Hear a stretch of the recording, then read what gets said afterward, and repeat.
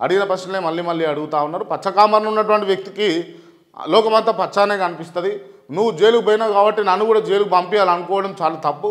నేను 50 లక్షలతోటి దొరకలేదు అని చెప్పేసి తను వ్యాఖ్యానించడం జరిగింది. సో మొత్తానికి కేటీఆర్ బయటికి రావడంతో బీఆర్ఎస్ శ్రేణులందరూ కూడా బొట్లు పెట్టి స్వాగతిస్తూ గుమ్మడికాయలు తిప్పుతూ మరి స్వాగతించడం అయితే జరిగింది. మొత్తానికి కేటీఆర్ ఒకవేళ మళ్ళా ఏసీబోలను ఈడోలను పంపిస్తే రేవంత్ రెడ్డి మళ్ళా పోయి కూడా విచారణకు హాజరై తను చెప్పాలనుకుని చెప్తాడట. సో వాళ్ళు పంపిస్తేనే వస్తారు, అంటే రేవంత్ రెడ్డి పంపిస్తేనే వాళ్ళు వస్తారు అన్నట్టు చెప్పకనే చెప్తా ఉన్నాడు. సో తెలంగాణ రాజకీయాల్లో సంచలనం సృష్టిస్తున్న ఫార్ములా ఈ కార్ రేసు కేసులో కీలక పరిణామం చోటు చేసుకుంది. ఈ కేసులో ఏవన్గా ఉన్నటువంటి బీఆర్ఎస్ వర్కింగ్ ప్రెసిడెంట్ మాజీ మంత్రి కేటీఆర్ గురువారం నాడు ఏసీబీ విచారణకు హాజరయ్యారు.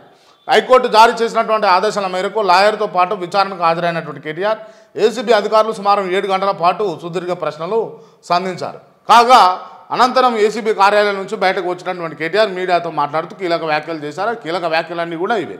సో మొత్తానికి 7 గంటల పాటు విచారణ కొనసాగింది. 7 గంటల్లో అడిగిన ప్రశ్నలు ఏంటి అని అంటే 4 ప్రశ్నలనే 40 రకాలుగా తిప్పి అడిగిరట. 4 ప్రశ్నలనే 40 రకాలుగా తిప్పి అడిగిరట. సో మొత్తానికి జరిగినటువంటి అంశం అది.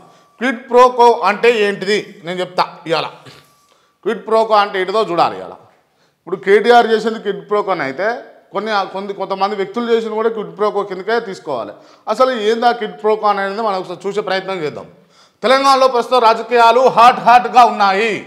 కాంగ్రెస్ వర్సెస్ బీఆర్ఎస్ మధ్య ఆరోపణలు ప్రత్యారోపణలతోటి నడుస్తున్నాయి. ఇక సోషల్ మీడియాలో అయితే చెప్పకరనే లేదు. కాంగ్రెస్ సోషల్ మీడియా కేటీఆర్ మీద ఆరోపణలు చేస్తూ పోస్టులు పెడుతుంటే బీఆర్ఎస్ సోషల్ మీడియా దాన్ని తిప్పుకొడుతూ కొత్త విషయాలను వెలుగులోకి తీసుకొస్తుంది. ఫార్ములా ఈ రేసు కేసులో కేటీఆర్ను అడ్డంగా బుక్ చేయడానికి కాంగ్రెస్ ప్రభుత్వం ప్రయత్నాలు చేస్తుంటే కాంగ్రెస్ ప్రభుత్వాన్ని కార్నర్ చేయడానికి భారత రాష్ట్ర సమితి కూడా తన వంతు ప్రయత్నాలు మొదలుపెట్టింది. ఆ ప్రయత్నాలు ఏంది ఎట్లా అనేది ఒకసారి చూసేటటువంటి ప్రయత్నం చేద్దాం. ఒకసారి క్విడ్ ప్రోకో అంటే ఇది. ఒకసారి ఈ వార్త మనం చదువుకోవాలి, ఖచ్చితంగా తప్పకుండా చదువుకోవాలి. రైట్. 55 కోట్ల రూపాయల ఒప్పందాన్ని అమాంతం 600 కోట్లకు పెంచింది. ఇందులో కేటీఆర్కు విదేశీ కంపెనీలతో నిధులు మళ్లించిందని తొలుత ఆరోపణలు చేసింది. కానీ ఎలాంటి ఆధారాలను చూపలేదు. దీంతో గ్రీన్కో సంస్థ ఎలక్ట్రల్ బాండ్లను బీఆర్ఎస్కు ఇచ్చిందని, అందుకే ఆ సంస్థకు ఫార్ములా ఈ రేసు నిర్వహణ బాధ్యతలు అప్పగించారని ప్రచారం చేసింది.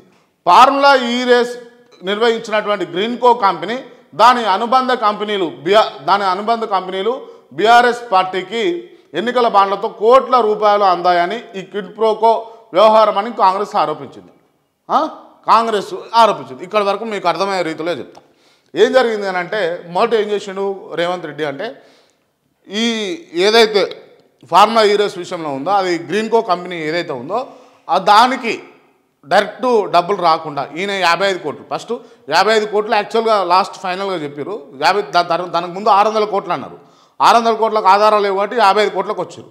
55 కోట్లకు సంబంధించి చూసుకుంటే ఈ గ్రీన్కో కంపెనీకి ఇచ్చినందుకు వీళ్ళు ఎలక్టరల్ బాండ్లు అంటే మీకు అర్థమయ్యే పద్ధతిలో ఏంది అని అంటే మనము ఎవరికైనా మంచి చేసినాం అనుకో బట్ డైరెక్ట్ మన అకౌంట్లో అమౌంట్ వేయకుండా భారతదేశంలో ఒక వెసులుబాటు కల్పించారు.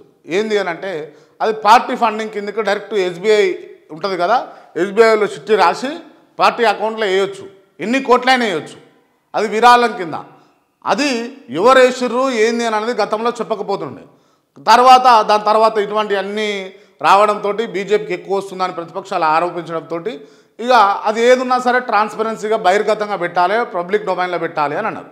సో దాని ద్వారా ఇలా గ్రీన్కో కంపెనీ అనేది బీఆర్ఎస్ పార్టీకి వేసింది అని చెప్పేసి అన్నారు. సో ఇక దానికి క్వశ్చన్ ఉండదు, ఇక ఎందుకు వేసినావు ఏంది అన్నది మనం అడగనీకి ఉండదు. అది ఎందుకంటే డైరెక్ట్ ట్రాన్సాక్షన్ కూడా ట్రాన్స్పరెన్సీగా జరిగినట్టే, అది పబ్లిక్ డొమైన్లో ఉన్నట్టే. సో దాన్ని ఈ గ్రీన్కో కంపెనీ వేసింది. అది దీన్ని క్విడ్ ప్రోకో అని అన్నాడు. మొత్తానికి ఏంటంటే వీళ్ళు ఒప్పందం చేసుకున్నందుకు వాళ్ళు ఎలక్ట్రల్ బాండ్ కింద బీఆర్ఎస్ పార్టీ ఖాతాలో జమ చేసిర్రు అని చెప్పేసి కేటీఆర్ పైన ఆరోపణలు అయితే వచ్చినాయి. సో ఆ విషయాన్ని సందర్భంగా మనం చూద్దాం. ఇప్పుడు బీఆర్ఎస్ అకౌంట్లో పడ్డా కూడా ఎవరు తీసిరు, ఒకవేళ కేటీఆర్ తీసి ఉండాలి ఆ డబ్బులు, కేటీఆర్ డ్రా చేసుకొని ఉండాలి. ఎందుకంటే కేటీఆర్ చేసినటువంటి తతంగం కదా ఇదంతా. ఒకవేళ మాట్లాడుకుంటే కేటీఆర్ చేసిన తతంగం కాబట్టి కేటీఆర్ బీఆర్ఎస్ అకౌంట్లో పడ్డటువంటి అమౌంట్ ఈ ఈ ఏంది గ్రీన్కో కంపెనీ చేసినటువంటి అమౌంట్ అంతా కూడా డ్రా చేసి ఉండాలి, తన వ్యక్తిగత వ్యవహారాల కోసం వాడుకొని ఉండాలి. సో ఏంది అని అంటే ఇవాళ రేపు ఇవంతా జరుగుతూ ఉన్నాయి, ఇట్లనే జరుగుతూ ఉన్నాయి. ఏంది డైరెక్ట్ ఉన్నాయి, ఇక డైరెక్ట్ మనకు లావాదేవీలు జరగవు. నేను వాడికి 10 రూపాయలు లాభం చేయాలి అంటే వాడు నాకు ఒప్పందం ప్రకారం ఆ 10లో 5 రూపాయలు లేకపోతే 4 రూపాయలు 2 రూపాయలు న్యాయం చేయాలనుకుంటే నాకు డైరెక్ట్ డబ్బులు ఇవ్వాల్సిన అవసరం లేదు, నా పార్టీ అకౌంట్లో వేస్తే సరిపోతుంది అన్నట్టు. అర్థమైందా? ఇది క్విడ్ ప్రోకో.